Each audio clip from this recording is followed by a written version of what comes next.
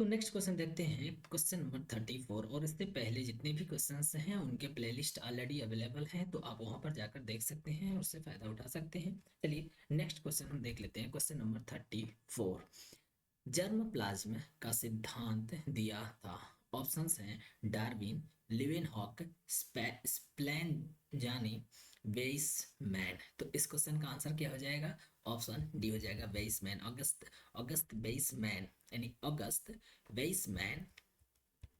ठीक है, आइए थोड़े से इनके बारे में जान लेते हैं। ये जर्म प्लाज में ये सब क्या है? देखो, जर्म प्लाज का सिद्धांत ही है क्या, अगस्त वेइसमैन ने दिया था। इस सिद्धांत के अनुसार शरीर में दो प्रकार की कोशिकाएं होती हैं, जर्म कोशिकाएं और सोमैटिक कोशिकाएं।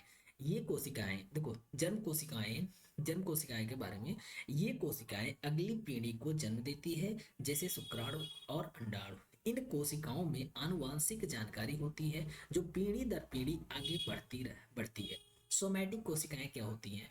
ये शरीर की सामान्य कोशिकाएं होती हैं जो जर्म कोशिकाओं की तरह वंशानुगत जानकारी को अगली पीढ़ी में नहीं ले जाती। ठीक है, वेइजमैन, देखें ये क्या, वेइजमैन का मानना था, भाई इन्होंने ही इस सिद्धांत को दिया।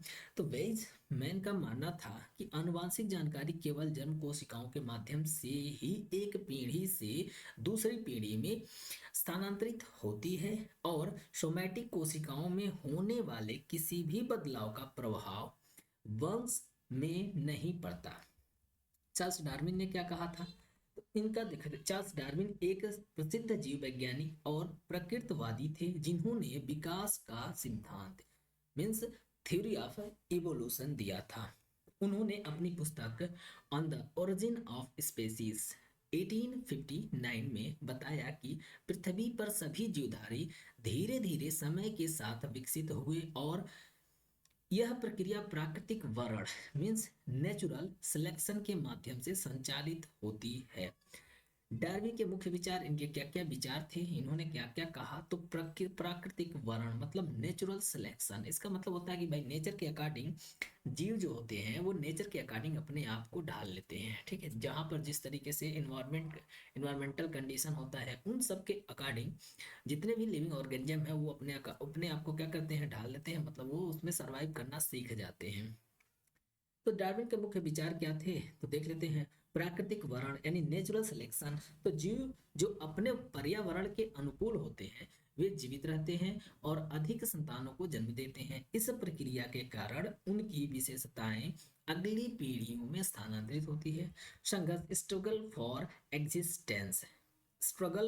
एग्जिस्टेंस, संसाधनों मतलब भोजन पानी स्थान की सीमितता के कारण जीवों के बीच जीवित रहने के लिए संघर्ष होता है।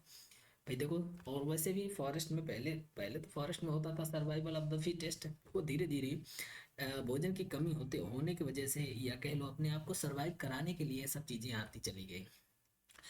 आनुवांशिक विविधता क्या है? वेरिएशन, एक ही प्रजाति के जीवों में छोटे छोटे भौतिक और व्यवहारिक भिन्नताएं होती हैं जिनमें कुछ उन्हें जीवित रहने में मदद करती है। धीमी प्रक्रिया क्या है? ग्रेजुअलिज्म क्या होता है? तो ग्रेजुअलिज्म जो है, जीवों का विकास एक धीमी और लंबी प्रक्रिया है जो लाखों वर्षों में होता है। ठीक है, डार्विन की खोज का प्रभाव, ऐसा क्या प्रभाव पड़ा डार्विन की खोज का, तो इसके बारे में थोड़ा सा देख लेते हैं। डार्विन के विचारों ने जीव विज्ञान, जैव विविधता और विकासवादी अध्ययन में क्रांति ला दी। उन्होंने यह सिद्ध किया कि सभी जीवों का एक सामान्य पूर्वज है और जीवन एक सतत परिवर्तनशील प्रक्रिया है। ठीक है, डार्विन के विकासवाद के सिद्धांत ने तत्कालीन धार्मिक और परंपरागत विचारों को चुनौती दी और आधुनिक विज्ञान की नींव रखी। ठीक, ओके, नेक्स्ट है क्वेश्चन नंबर 35, इसको हम देखेंगे नेक्स्ट वीडियो में। तब तक के लिए धन्यवाद।